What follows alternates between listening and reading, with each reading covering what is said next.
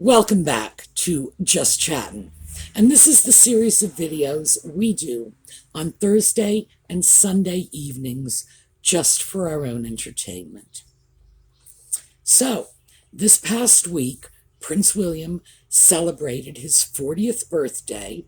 So, I guess we all knew something was going to come out of Montecito. And oh my, yes, it did indeed. So, we will talk about that when we come back.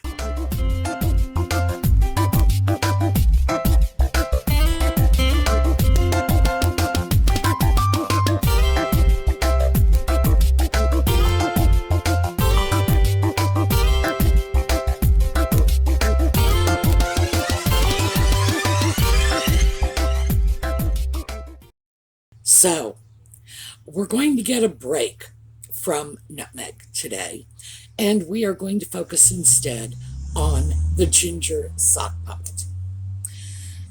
Well, because Prince William had his birthday, and we all know that any event in the royal family in London is going to be challenged by the ex-royal family in Montecito. So naturally, they had to come out with a story critical of William.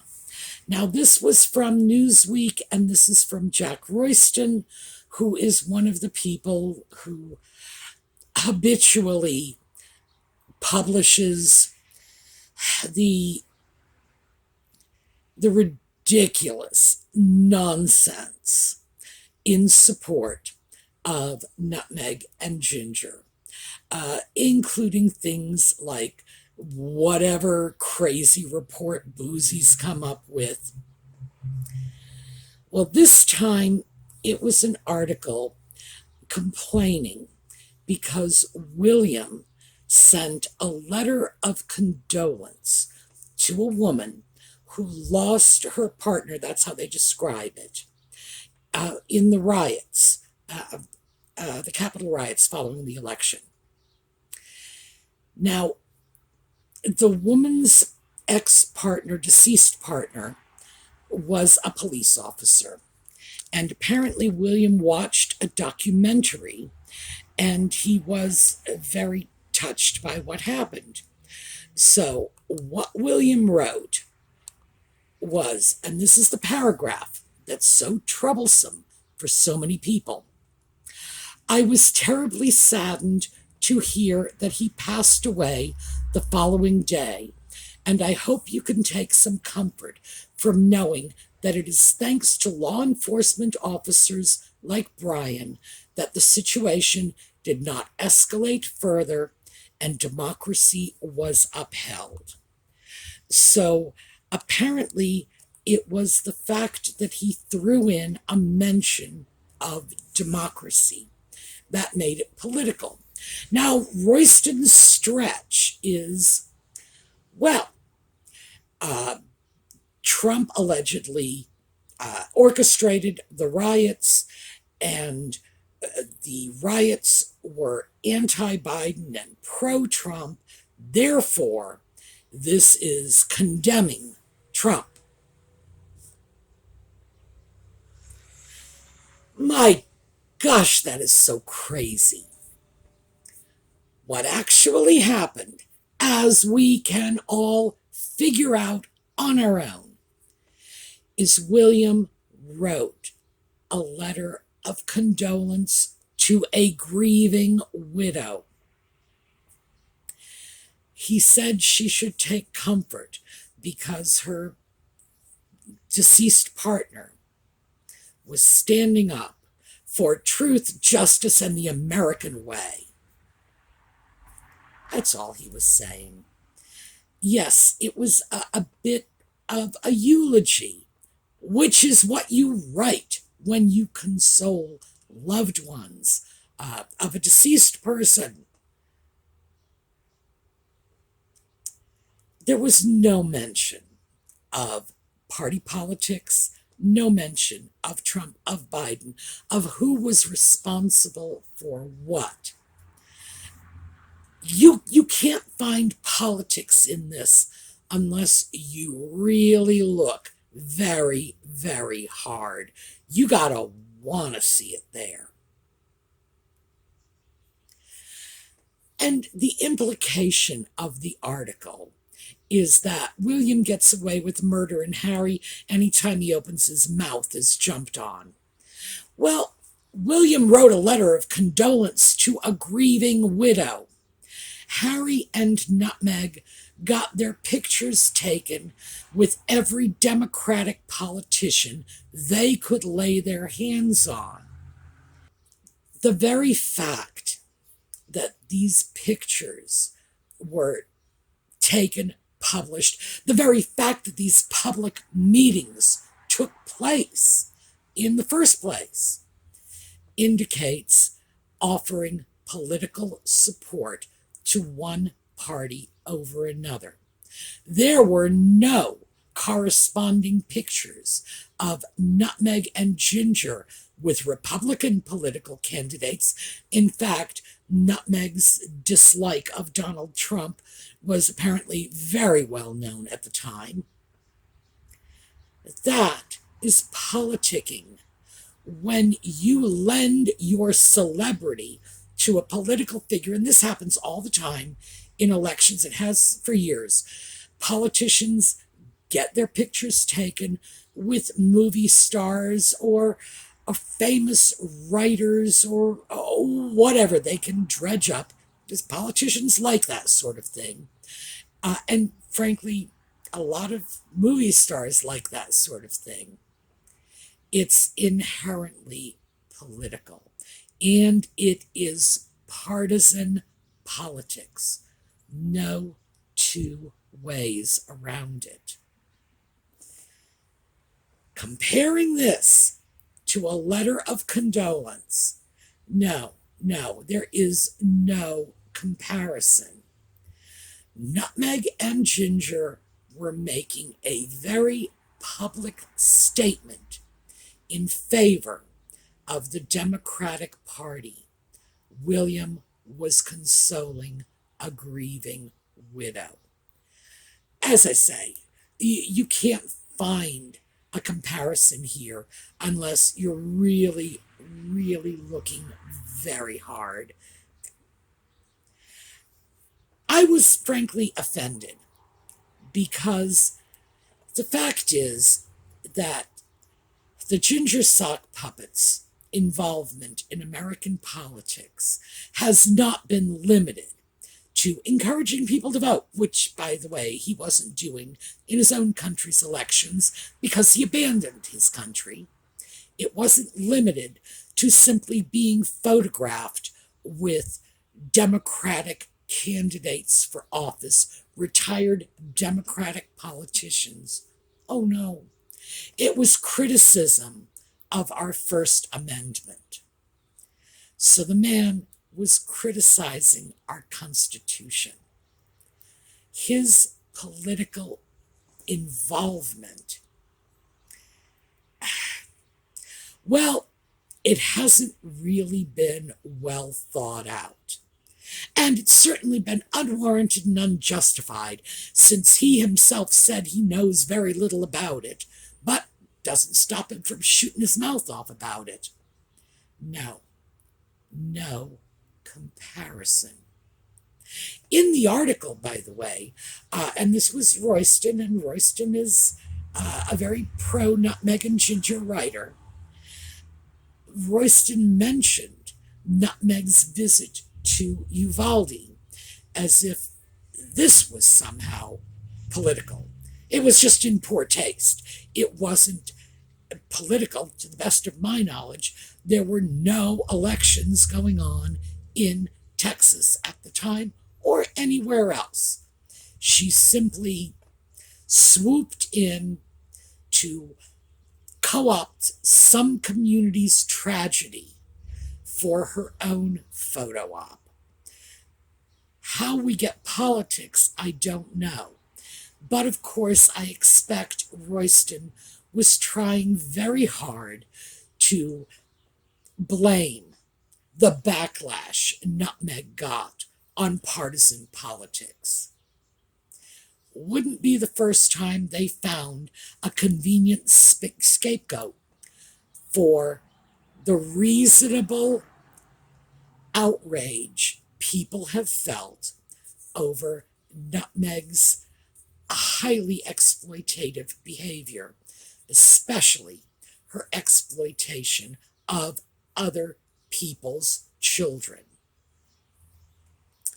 So that one, no, I think it was just a slap in William's face. The next one was an old story, and again, this is Newsweek, same publication, an old story that Newsweek dredged up. I have no idea why. If they want to make the ginger sock puppet look like a lunatic, they couldn't have chosen a better story. This is the statement that he had made when he was comparing the treatment his mother got from the press and the treatment Nutmeg got from the press. Now, Nutmeg's, of course, he attributed to racism. He said, "My biggest regret is not making more of a stance earlier on in the relationship with my wife in calling out the racism when I did." Now, that starts to make a little more sense with the next quote. "History was repeating itself. My mother was chased to her death while she was in a relationship with someone that wasn't white, and now look what's happened. You want to talk about history repeating itself? They're not going to stop until Meghan dies." Holy guacamole. Now, I'm not a psychiatrist, and I'm not Harry's psychiatrist, but I gotta tell you, that sounds a lot like paranoid schizophrenia to me. Look at the crazy assumptions we have.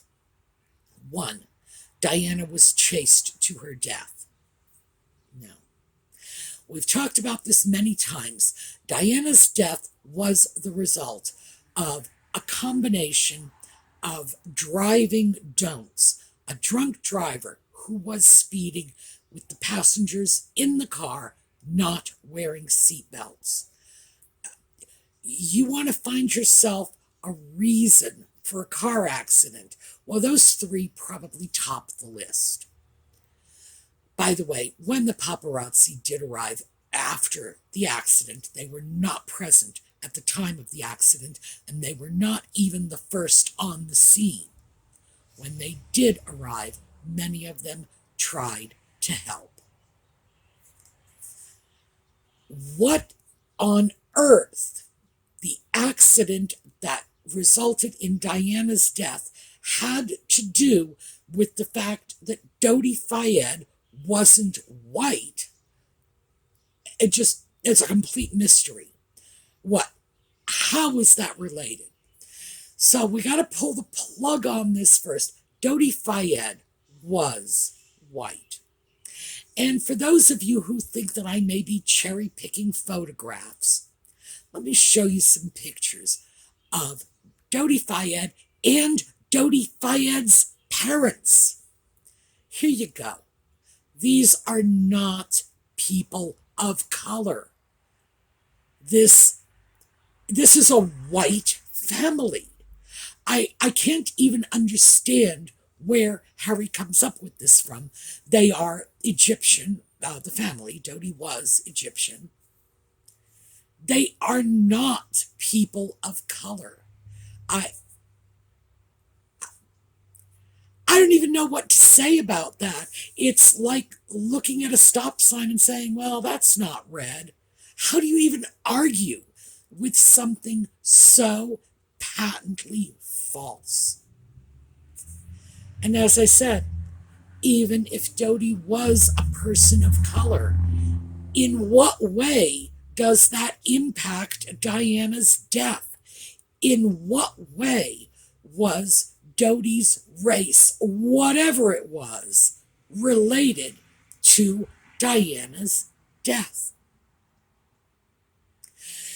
The only thing I can think of is maybe he's listening to the tinfoil hat brigade, who were saying that in fact Buckingham Palace killed her because she was dating someone who wasn't white.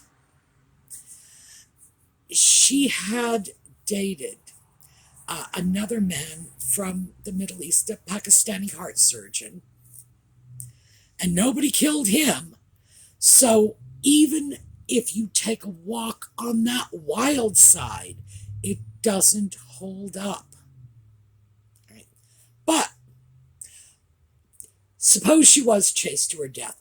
Suppose Dodi was a person of color.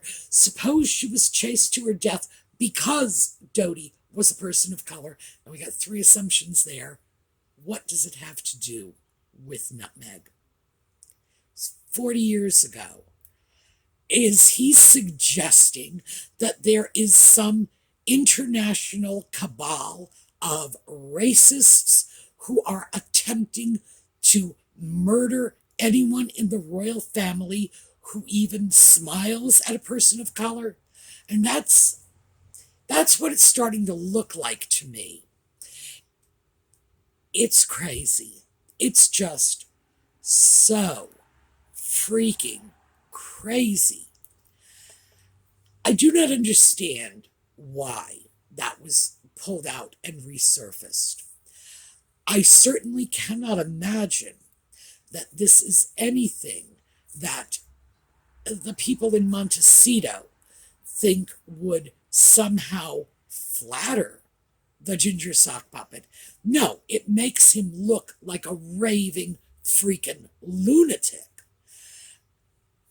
But of course, all he has to do is open his mouth for that one, because we've got, mom, looking over him and a daily presence in his life. And he's definitely not well grounded. I think I can safely say that. This particular quote, now, that is like over the top. If Harry truly believes his mother was murdered by the press because she was dating a person of color, as I say, all the fundamental assumptions are wrong there. But if he believes it, in spite of the fact that it is so patently false, he's not well. There's no two ways around it. He's not well. That would mean that he believes there is some international conspiracy of the press, not just the British press or the American press, but the French press too. Let's not lose sight of the fact that Diana died in Paris, that they are all in cahoots. They are all racist, and they are all crazy enough to want to kill someone. And of course, he made that part of his worldview pretty clear when he said they won't stop until Meghan dies. If this is what he believes, if this is an accurate reflection of what is going on in his mind, he absolutely needs psychiatric help. And there is no way in the world that he should be holding himself out as the bastion of well-adjusted sanity to the rest of the world. This is a mental health coach talking. Good heavens. Now, I strongly suspect, I cannot prove this, of course, I strongly suspect that the connections he was making between Diana and nutmeg and racism and the paparazzi were all placed in his head. Clearly, Diana was not a person of color, but nutmeg is. Diana, however, was dating a man from the Middle East. Well, gee, Middle East, let's call him a person of color, because why not? What kind of ignorance has to be in play for someone to believe that just because a person originates in the Middle East, they are a person of color? The Middle East has people of all kinds of ethnicities. There are Asians in the Middle East. There are very white people in the Middle East. There are very dark people in the Middle East. There are people all along the spectrum in between. To the best of my knowledge, neither Dodi Fayed nor anyone associated with him biologically has declared themselves to be a person of color. So I'm not sure where that all is coming from, but it would be very convenient for Nutmeg if her husband believed there were connections between her and his mom, even if they have to go to such extreme lengths to manufacture these connections. To the best of my knowledge, other than an elderly Welsh woman threatening them with tomatoes, no one has made any credible threat against Nutmeg's life. If it had happened, the police would surely have investigated it. I can guarantee you Nutmeg would have made sure that investigation was on every front page in the world. No, no one is threatening her life. The fact that Harry is coming out with these statements does not accurately depict what's going on in the world. I'm just afraid it accurately depicts what's going on in his head. And in that case, anybody can look at this and see these are paranoid delusions.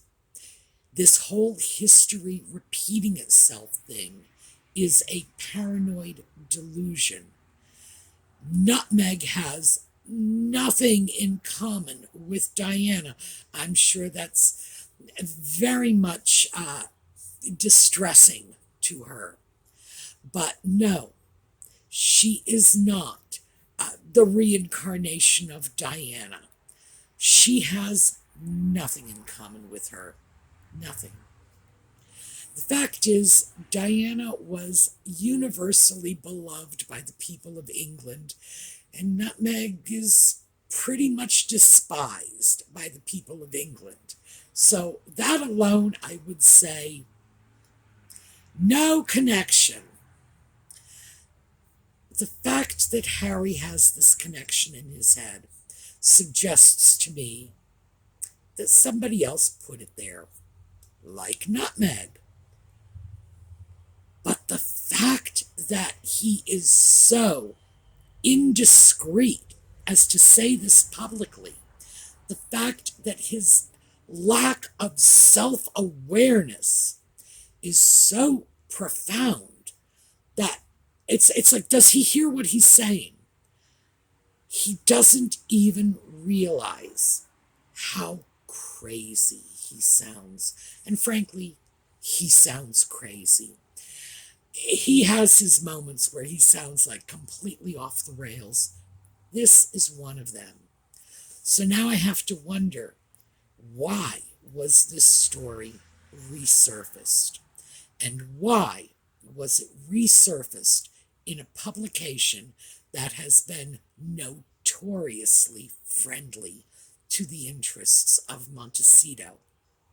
This is one of those head scratch moments. And I'm going to keep my eye out and see if there's any more like this. because, quite frankly, no question in my mind about this making Harry look as mad as a hatter. Seriously, this is someone, if I saw him walking down the street toward me, I would cross to the other side because this is a dangerous level of paranoid delusion. So, that's what we have today. On the way out, because I like to end on a happy slideshow because I'm not unaware of the fact that most of the stuff that we talk about here is at least somewhat grim. And today, of course, we've talked about the death of a police officer and a condolence letter, and that's inherently very depressing stuff. And we've talked about a man who has been separated from his family and his friends, living on the other side of the world, who is clearly in a state of mind that, let's just say, a state of mind that could do with the support of his family and his friends back home. And that's a depressing thought. So I thought, because William's birthday just passed, we would take a look at a slideshow all about William, because I remember vividly, I was teaching at the time, I remember vividly a good 20, 25 years ago when William was a young man, and he was just the heartthrob of every teenage girl. So I thought we'd celebrate that. I'm sorry for those teenage girls that he was taken off the market, but still, let's just pass on out of this with a happy birthday to William. All right, I will see you all over the weekend for the thrifting and project videos. I will see you again on Sunday night for more Just Chattin'. Have a terrific day.